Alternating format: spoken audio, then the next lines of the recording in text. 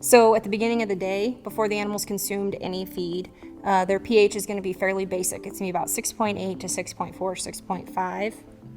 And we know that a basic pH is about 7.0.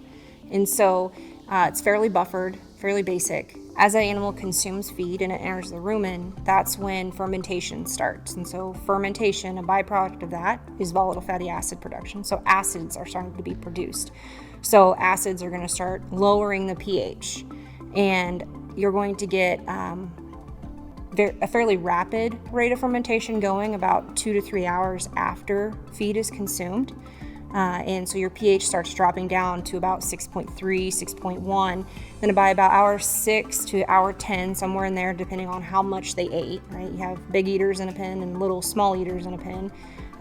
You'll kind of get to the peak of your fermentation or the lull of rumen pH. So on a typical feedlot ration, the lull of the pH, the lowest point of the day, the pH is going to be about 5.6 to 5.5. So it's going to be fairly low, and the animal will, about that time, cease eating, or if they've ceased their meals for that particular amount of time, and start ruminating. And so chewing that cud and creating that saliva production that's then going to enter the rumen to help with some of the buffering. The animal will start increasing their absorption rate of the acids to help buffer that pH. And then, about hour 12 to hour 14, you're going to see your pHs come back up.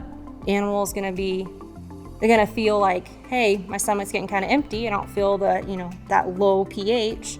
So they're going to go consume feed again. And then that wave of events will happen again.